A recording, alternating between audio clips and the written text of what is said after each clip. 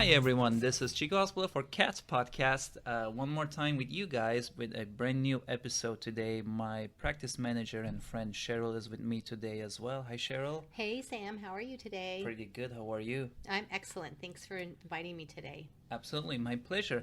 Now, more importantly, we have a very exciting guest today. My local hero, one of my local heroes is Shelly Rogers. Hi, Shelly. Hi, Sam. That is so nice. Thank you. Well, I really mean it, and we will get to that why, because we're going to talk today about all this awesome stuff you do about animals, basically. Not just cats or not just dogs, but just overall animals and all this awesome stuff you do.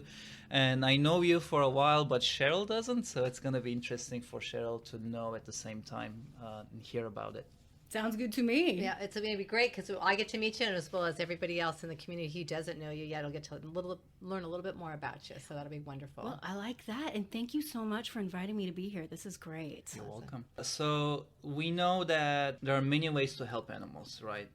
Some people just like to click some buttons and donate some food and money, which is fine. Some people like to be more physically involved in it. Some people like to do other stuff, rescues in big moments to step in. But one that we have not talked so much about on this podcast is the fostering part of it, which you kind of are like a foster queen for me, because I follow you on social media and I know all these fostering adventures you go through. Oh, it is an adventure. Oh my gosh, yes. So before we talk about all these fostering animals though, tell us about your permanent pets that you have and how they are like taking all this, and what do you have right now? Well, I have one cat who is Okay. incredibly brave. And I'm so lucky because normally I foster primarily dogs. So I get to introduce my cat to the foster dogs. And then I can say, oh, yes, this foster dog has been around cats. So I have one cat. And yesterday I adopted my first foster failed dog. Yes, I've had 85 foster dogs, and this is the first one that we've adopted. So Wow. right now I have one dog and one cat. Congratulations. Thank you. I'm That's very awesome. happy about it. It was a momentous day. So so one dog and one cat, and that is all for now. Wow. How many do you usually foster at a time? Well, the house rule is 2, but we usually have 3. So right now we have 3. Our dog that we just adopted, and 2 foster dogs. Nice amount.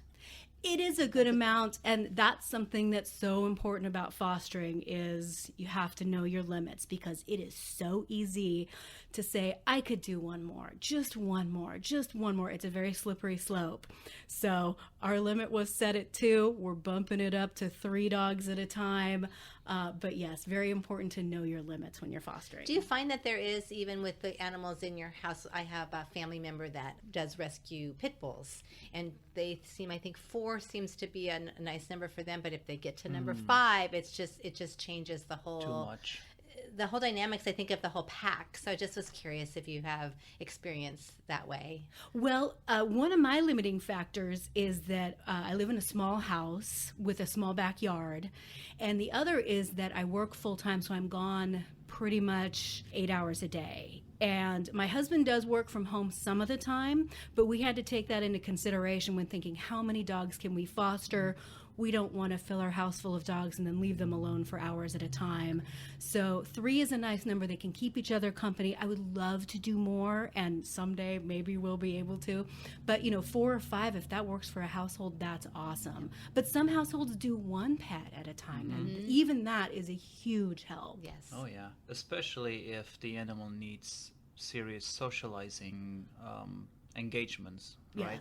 Yes. With humans, I mean, even if it's one animal that you're taking home that is a little bit more shy, that needs that breakthrough, and it could be really crucial that it goes to a house that doesn't have other pets. It still gets the human interaction, basically. Yeah, and that's such a good point, because the reason that animals, and I'm mostly talking about dogs for the moment, the reason that dogs need to go into foster is because they have something that needs to be worked on.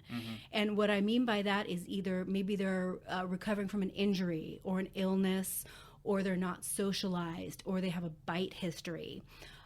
They go into foster because they need some time to recover from whatever the issue is that's making them non-adoptable. So sometimes you can only have one dog at a time because maybe it has aggression towards other dogs, or you really need to spend some good one-on-one time with this dog.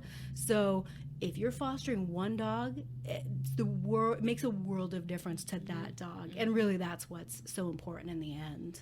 Well, if we go to the beginning of this, though, for people who might listen to this and get inspired to do it, how do you get connections, or how do you qualify to become a foster person or foster mom? Like, what's the first step? What's your connections that you have? Well, the first step is to decide what kind of animal do you want to foster. Do you want to foster dogs or cats? Then you have to think even deeper. Do I want to foster kittens? Do I want to foster puppies? How much time can I spend? Let's say if an animal is injured and needs extra care. Do I want an adult dog, puppies, an elderly dog, an elderly cat? So the first step, if you're thinking, fostering sounds like it might be okay, is to realistically think about what are my time limitations, what's my household limitations, and what could I make work for me. Some people do bottle baby kittens, and that means they are feeding these bottle babies every 3 or 4 hours. That's a level of commitment that is just, it blows my mind how committed those folks are. But that is... You don't have to have that level of commitment. All you need to do is be willing to open your house to an animal. That's the first step. The second step is to do some research into the organizations around Chico. And we are so lucky in Chico because we have tons of organizations that would love foster families. I foster for the Chico Animal Shelter, and I love them, so I would highly recommend them. But folks also foster for Butte Humane Society, Chico Animal Shelter, Wags and Whiskers, Chico Homeless Animal Outreach, which takes care of animals that belong to homeless people. They need fosters. So spend some time and Google the organizations that are in Chico and see which one you would like to go out and become a foster for, because there's a lot of choices. It's we're lucky in Chico. We have a lot of organizations that care about animals. But they're open to someone who would walk in. I mean, I guess what I was wondering is, can anybody do this when they walk into one of these organizations? Well, I know that each organization has its own requirements. And some of those might be things like you need to own your own home, or you need to have a fenced yard, or maybe if you're taking in a sick animal, you need to have somewhere where that animal can be isolated from other pets in your house. So if you find an organization and you think, I'd like to foster for the Chico Animal Shelter, give them a call, shoot them an email and say, I'd like to become a foster. What do I need to do? Because each place may have some different requirements. But the number one requirement, the willingness to help an animal that needs your help. I get what I keep thinking about when you're talking about is how do people fostering know that they're just going to be helping this animal for a little while? It's not the intention of Chico Animal Hospital for you to adopt every one of the pets you foster. They know that you're going into it with just that you're going to care and do what you need to do so that this animal can get a forever home somewhere else. Yes. Correct? Yes. Yeah, and how did you protect yourself from that? Because I would think that they get into your heart regardless. I don't know about you, but even though when they're at the hospital, you see them and they get into your heart really fast. So you mentioned the number 85. That's impressive. Yeah. Thank you. I'm pretty proud of that. It's been 7 years and we've fostered 85 dogs. And that's the number one question that I get is, how do you not adopt all of them? We just adopted our first one. And that is a very hard question for me to answer because it's so personal with each different person. Some people foster one animal and then they adopt it and they're done. They don't foster anymore. And I think that for me, I went into it with the mindset of, this is not my dog. I'm caring for this dog until its forever family comes along. And that helped me quite a bit. And there are dogs that when they leave my house, I cry and it's very hard. But really for the majority of them, I just feel super happy. But it is hard. It is hard. And for each person, you just have to kind of dig deep and say, can I do this? But I would like to say, if you're thinking, can I do this? You can. You can. It's doable. Well, and I feel that people say that about working in the veterinary field anyway. Oh, how could you do that if there was a sad case that you had to do, sometimes to euthanize or something? It is a sad, it affects all of us every day. But with that said, I think that we feel that we're doing the humane thing. If we can help a family and an animal through that time, it goes that way. So I we do see some things that are sad, but we also see a lot of happiness too. So that's probably what you feel. It's sad and happy same time for her, probably. That is a great analogy. That's what you sign up for, and the happiness outweighs the sadness by far. Right. Right. One of our core values is to be advocates for cats, and whatever that means. I mean, it's all whatever kinds it takes. Whatever it takes.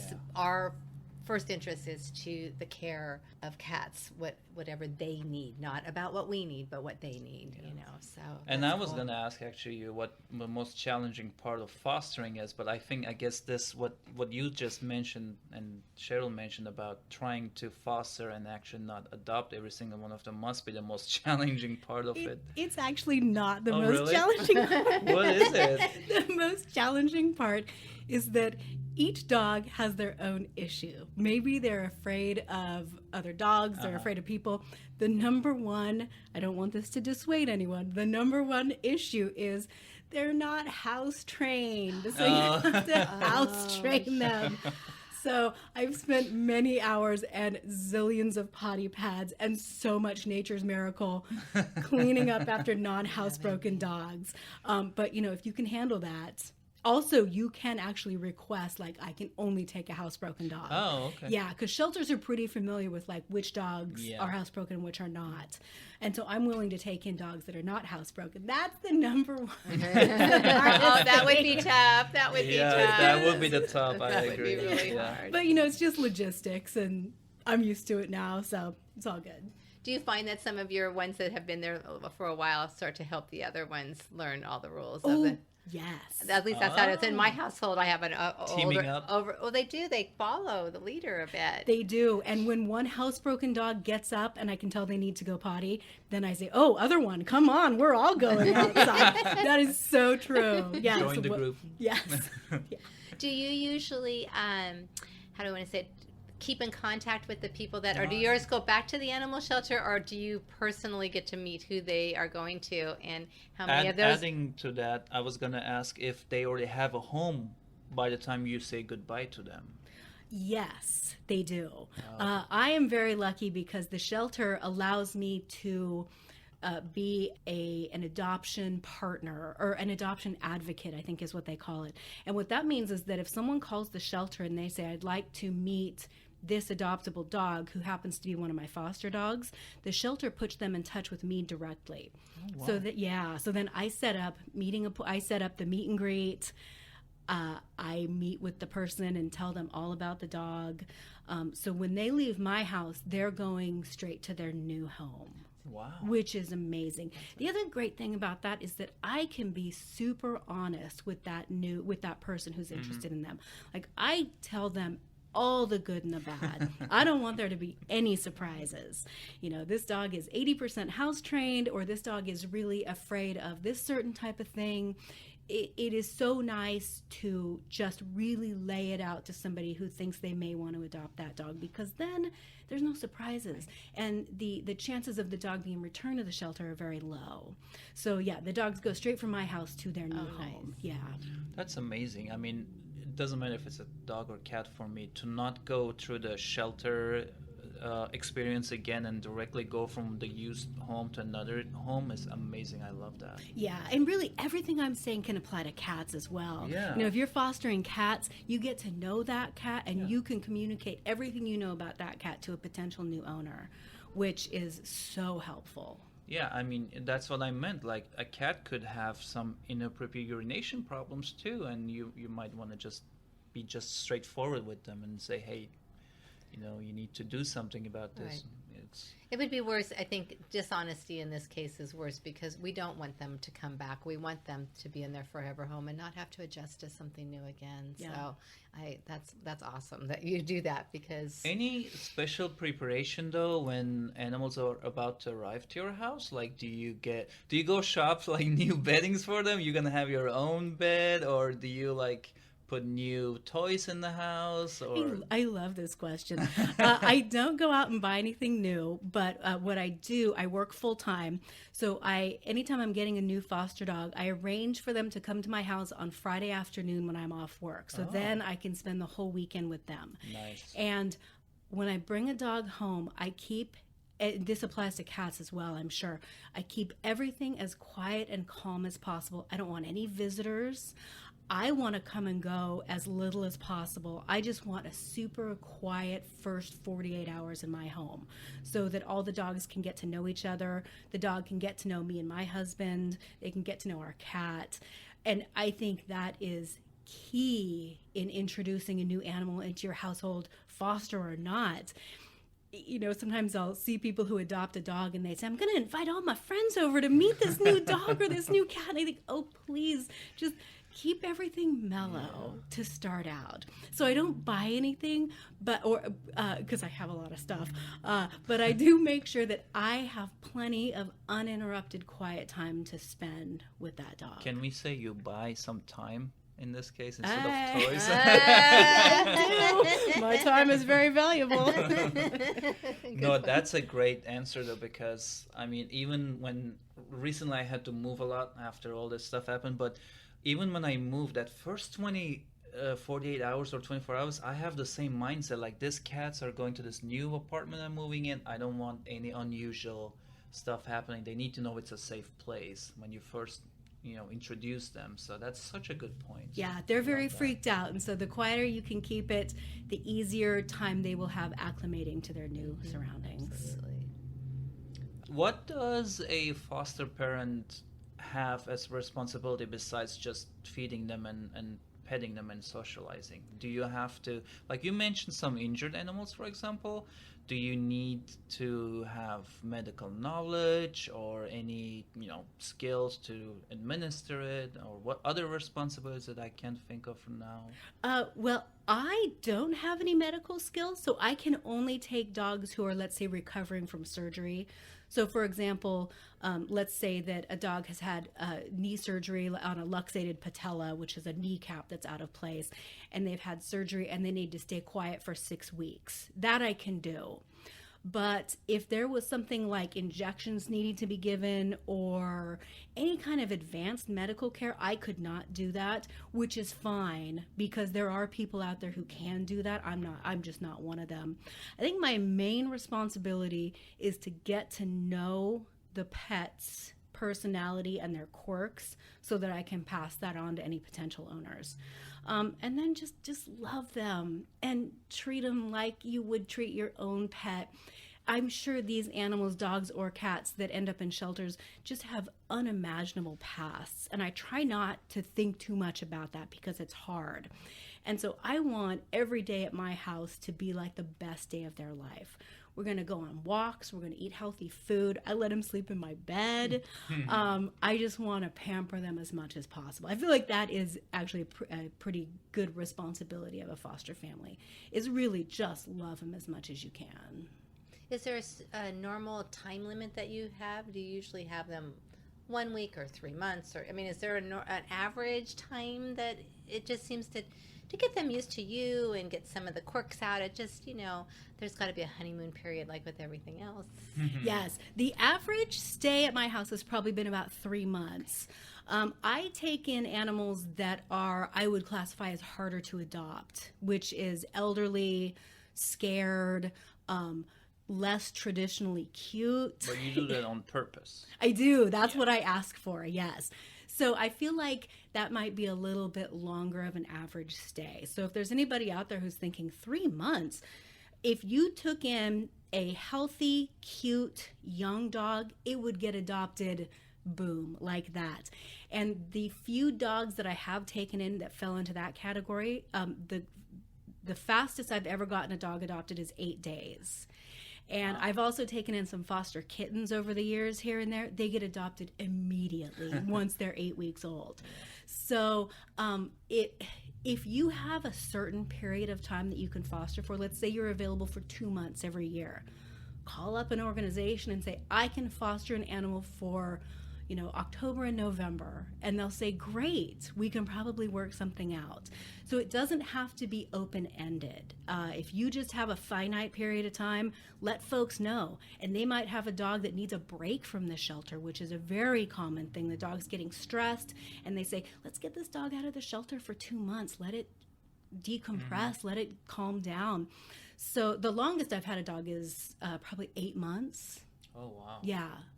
Well, I was just thinking about that, and you just kind of alluded to it in that sentence. I guess for me, fostering meant that they were taking something with maybe a bad behavior or something like that and trying to fix that. But I think actually what I just flashed on is that really what you're saying is instead of keeping them in a shelter where they're just in that shelter, if they can be in somebody's home and get more of a normal, I guess, quote unquote, if you want to do air quotes, home experience, it just keeps them calmer and more into what maybe their natural life would be like, and that it just keeps them going, chance to adopt better and everything else, as opposed to keeping them just in a kennel and that kind of stuff. Is that kind of what you're saying? More, you're just looking for people to just make them be at home, even if it's just until the next person can find it, until their forever home comes along. And maybe you can see who they really are once they're out of there, right? Like the true personality maybe comes out, as I'm guessing. Yeah. Shelters are stressful places just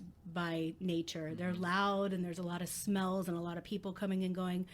When your animal is at your house, they sleep a ton.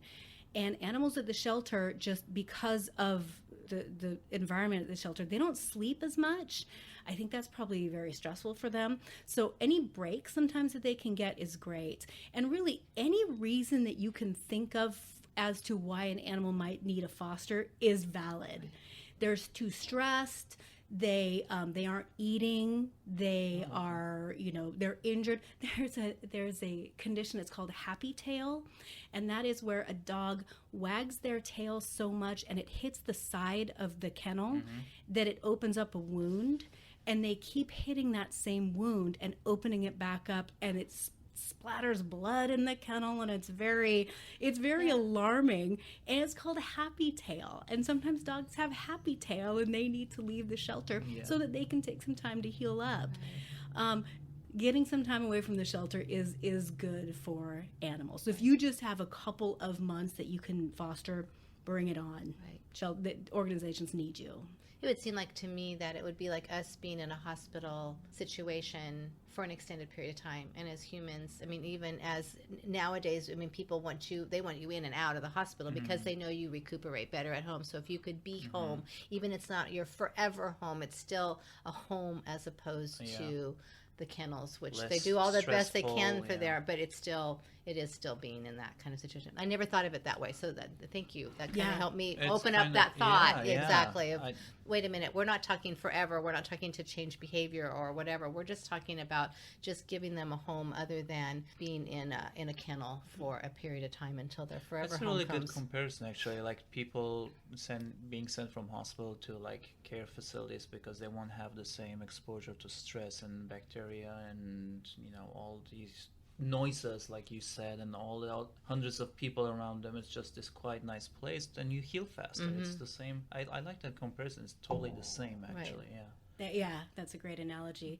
And plus, if you have that dog in your home, you learn a lot of things about that animal, and then you can say things like, this dog does great with strangers, or this cat is very afraid of dogs but does great with other cats. Kids, kids, that's another big one. Because people always want to know those things. Like when they want to adopt an animal, they say, how is this animal with kids? How is this animal with other dogs? How is this animal with other cats? And even if an animal is in a foster home for a short period of time, you have a lot of answers to those. So yes, short-term fostering, awesome. Those are like top questions. Oh, yes. Like right away, first question. How does this cat do with other cats? How does this dog do with kids? And a lot of times the answer just has to be, I don't know. Yeah, and that's actually a very negative answer. But rather than knowing it and saying, oh, it doesn't do this well with this, but does really well with that. If you just say, I don't know, that's kind of like already a negative start for that adopting part. So yeah, that's another great benefit of fostering, actually, to have the answers, just to have the answers and being able to say, yeah, this dog is doing great with other dogs. Just increases the adoption possibility like twice more. Right, exactly. Yeah. True, exactly. Yes, Well, there's it's more one-on-one. I mean, I think everything's proven in our world today that one-on-one time for children and animals is just so powerful. It really is. So tell us a little bit about the other animals that you foster, because I know you help the wildlife rehabilitation place. I do. I'm not sure what the name is exactly in Chico. Yes. What is the name? So Bidwell Wildlife Rehabilitation. So I am a board member and also a volunteer for Bidwell Wildlife Rehab. So real quick, a definition of wildlife is any animal that's not domesticated. So we're talking all manner of birds except for like chickens and ducks, raccoons, possums, squirrels, skunks, bats. What else have we gotten? Foxes, bigger mammals. So Bidwell Wildlife Rehab does not take in any domesticated animals. We just do wildlife. Wow. And what an adventure. If anybody out there is like, I'm feeling adventurous, might want to try something new, Bidwell Wildlife Rehab is just a hoot. So, but We get owls too. I knew where you were going with that one. But I've seen pictures of raccoons in your house, like baby raccoons. Oh my gosh, yes. I really want to hear about that. So the mammals that I've taken in so far, I've been doing this for only 2 years now. I've taken in raccoons, squirrels, and possums. Oh, and a couple bunnies. Oh. So the goal for wildlife rehabbers is you do not want to socialize these animals at all, because they have to go back out in the wild. So like I even try not to name them. I don't give them names. I don't interact with them. Baby raccoons want to be your best friend. When you've got a little 3 or 4 week old raccoon and you're bottle feeding it and it wants to crawl in your lap and crawl on your shoulder, it is so difficult to not just like cuddle it and kiss it and carry it around. They are so cute, but you have to stay strong and just be like, I'm not your friend. I'm just taking care of you until I can release you. They're so smart. They're so dexterous. Their hands are just Raccoons are I know. Yes. I actually had one get into our ice chest camping, and they can go through eggs, and I mean, because they are so able to do anything. Yeah. It's just amazing. Yeah. So raccoons are just so fun. Now baby possums are super afraid and they don't want anything to do with you, which is good. I just put their food in the cage at night because they're nocturnal, so they want to eat at night. And then baby squirrels are exactly like you think they would be, super squirrely. They act just like adult squirrels running all over the place. And at one point I had a pair of baby squirrels. They were probably 4 weeks. They escaped from their cage and I didn't know it. So I went into the room and there was poop everywhere. Oh, wow. And I couldn't see them. I just went, oh no. So I shut the door behind me real quick and I see them. They're perched up on the curtain rod. And so I called Sandy, who is the Bidwell Wildlife Rehab president. I said, what do? I can't catch them. And she said, just leave the cage door open. When they're tired, they'll go back in there and go to sleep. Yes. That was my reaction too. I thought, no, they're not going to. They're gonna live in my room and chew everything up. And they did. They went I snuck in the room a couple hours later and they were asleep in their cage in their bed. Wow. I just shut the cage door, shored it up way better, and everything was back on track. So that's just an adventure all the time. The bunnies are extremely afraid, but so cute. But I want to ask, while all this is happening, what your cat is doing. Well, I'm very lucky to have a spare room behind a spare room. So I have an airlock in between where I keep the wildlife and where the cat can hang out. So I have not one door, but 2 doors in between the animals. And that is a really big, like kind of number one requirement for rehabbing wildlife is you have to have a space that is completely separate from other animals. I don't want the wildlife to see my cats or dogs or so that's a big one. It can be in your house. Like I use a spare bedroom. I've also used a spare bathroom. If you have a climate controlled outbuilding, that is a really amazing place. But that is, unfortunately, that's a big impediment to some people to rehabbing wildlife, is that you basically need to have a room dedicated to rehabbing wildlife. It's very fun, though. Oh, my gosh. All I keep thinking about when you're talking about it is I had the cat get the blue jay, and I took it to the wildlife place because it was injured. So I called you guys, but that didn't happen. It didn't help anything. But it's like when a bird gets caught by a cat, it's pretty much It was my first turn, and it was with one, and I was like, and then the second time it happened, I was like, oh well. Now, I'm actually kind of glad you brought that up, because as a little public service announcement, I want to let folks know, if you find injured wildlife, take it to Valley Oak, which is a 24-hour vet. They are a receiving center for wildlife, and they will get it to Bidwell Wildlife Rehab, because we just work out of our houses. We don't have a facility. Yeah. Oh, that would be the dream. So if someone says, where is your location? We're like, well, there's, everywhere. Yeah, pretty much. Yeah. Yeah. So we need to have we needed a central location where people could drop off animals in need of help. So that's good to know. That's really good to know. Yes. And if anyone ever calls here and says, I found an injured bird, I found an orphaned raccoon, tell them to take it to Valley Oak, and they will get it to us. Great. We need to do a better job of getting that word out, because once spring rolls around, babies are starting to be born, and we get a lot of calls. Exactly. Oh, that's good. That's good to know. Really good tip. Now, Shelly, do you want to talk about your own organization that you have that supports the city shelter? I don't know, like, if you want to talk about it or not, but I am curious to know about it, because I've seen you setting up booth in here and there every once in a while, and if you want to spread the word. I would love to. Yes. Okay, so here in Chico, we have a lot of great organizations. My favorite is the Chico Animal Shelter, which is the municipal or the city-run shelter. And it is what in past generations would have been called the pound. As in, don't take that dog to the pound, they're going to kill it. But the Chico Animal Shelter is 180 degrees as far away from a traditional scary pound as you can get. They work so hard for animals in need. I have countless stories of them saving animals, doing everything they can to get animals healthy and into homes.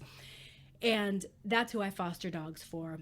So the Chico Animal Shelter is a division of the city of Chico. So they are not a nonprofit because they're a city-run organization. So in 2017, I started a nonprofit called Friends of the Chico Animal Shelter, and it is a 501c3 nonprofit organization that can take in donations for the shelter. And that is...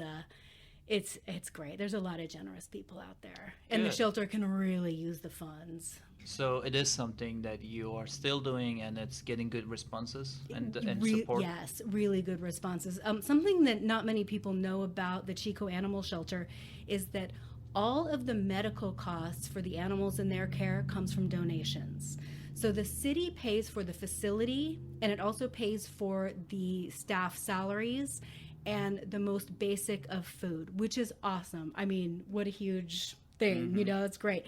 But that leaves a lot of needs unfulfilled. All medical care, spays and neuters, vaccinations, flea medication, up to the most expensive and extensive vet care, amputations, surgeries, tumor removals, biopsies, all of that is paid for by donations.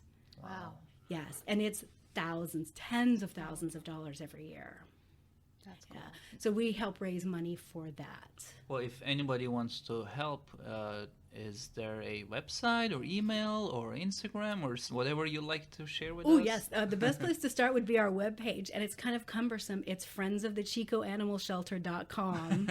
And we'll put that in our show notes. Yeah, that's why. And a link. Thank you. You're welcome. I wanted to be mentioned here and also add to this the show notes. So it's great that It's a long website name, but it's worth clicking. It is. I had no idea what starting a nonprofit would encompass. It's so much work. Cheryl, you probably know, taxes and this form and that form and bureaucracy.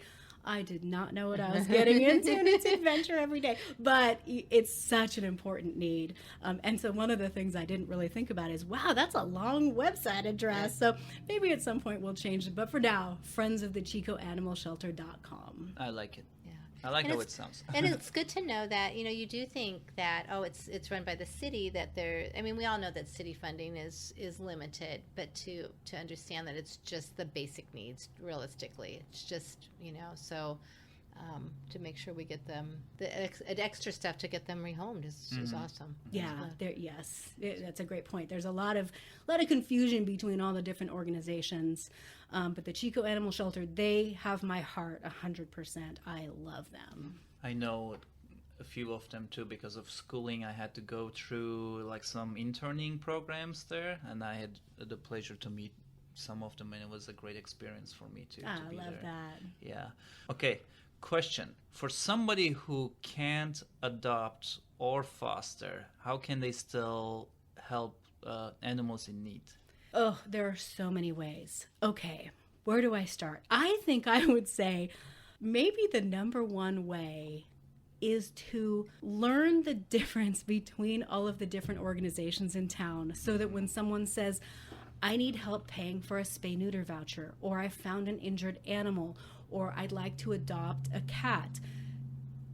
There are so many different organizations out there, and each one has a specific purpose.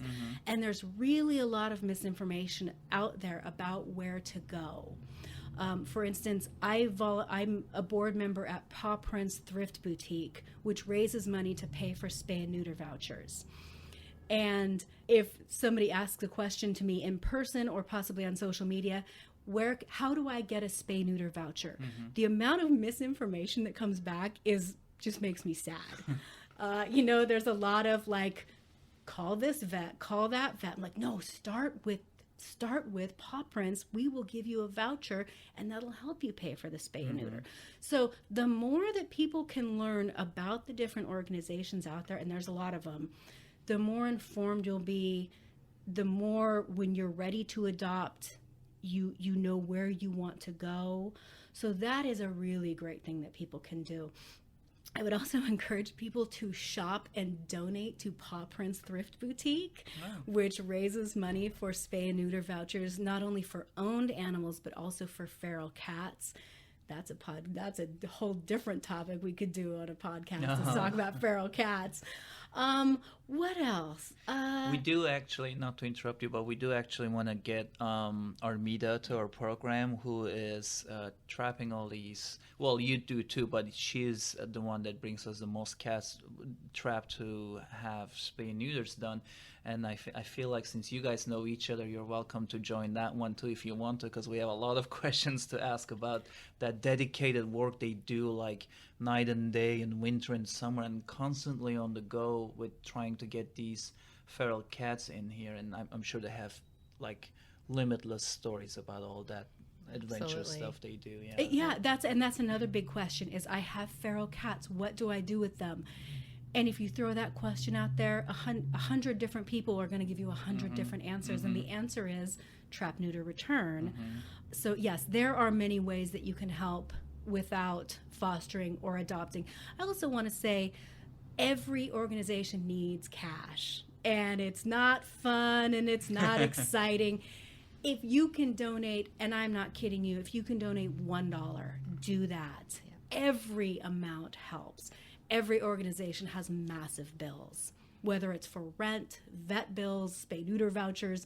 If you can donate $5 to your favorite organization, that means something. So I would encourage everybody out there, if you're thinking, I'd like to get involved somehow, find out where you would like to your financial donations to go, because every bit helps. Absolutely. So coming towards the end of this podcast, would you like to add anything else, or would you like to share any maybe fun stories or encouraging stories? Anything else you would like to add? Oh, so many stories. But I guess what I would like to say to wrap up with in regards to fostering is that my heroes are the people who adopt less adoptable pets. Mm-hmm. Older, or maybe they are, tripods, missing a leg, maybe physically limited in some way. My husband and I, have taken in some dogs that I've looked at and said, nobody is ever going to adopt this dog because maybe they are old or less traditionally cute. Mm-hmm. Every one of them has gotten adopted. That's the best. Yeah, it is the best. There are angels out there. And my one particular favorite story is we had a elderly Chihuahua. She was probably at least 13, and she came into the shelter as a stray. She had a hard time walking, not because of any physical reason. She was just older. So we brought her home, and I thought we may end up having to keep her because I can't imagine who will adopt her, even though she was a very sweet dog. And this was right after the campfire. So this was last December, I'd say. And the shelter got a call from some people who said, we would like to adopt a campfire animal. And of course, no campfire animals were available for adoption at that point because they're all waiting to hopefully get reclaimed by their owners. So the shelter said, well, if you adopted one of our current dogs, it will open up a space for another dog. So this couple drove over from Reno on like a Thursday night. Wow. And it was terrible weather. And they came to my house and they met Daisy, the Chihuahua. And they said, we want to adopt her. And I said, really? It was about 9:30 at night. I said, you want to adopt Daisy? And they said, yeah, we do. We love her, and we think she'd fit in perfect with our family. So these selfless people drove 3 hours. They wanted to help with the campfire effort, and they adopted really a less adoptable dog. So all of you out there who adopt less adoptable animals, you are angels. I love you. Please keep it coming because they need you. And then really the last thing I have is please microchip your pets. Yes. It makes a huge difference in reunifying you and your beloved pet. Please, please, please microchip. I can't agree with that more, and I'm sure Cheryl can't either because we're big on that. That has always been my focus point at this hospital. I've always tried to keep it as inexpensive as we can, and we were gifted 200 microchips from Alley Cats Allies during the fire and after, which we gave for free. And from that point, we found the company that we got the free chips from.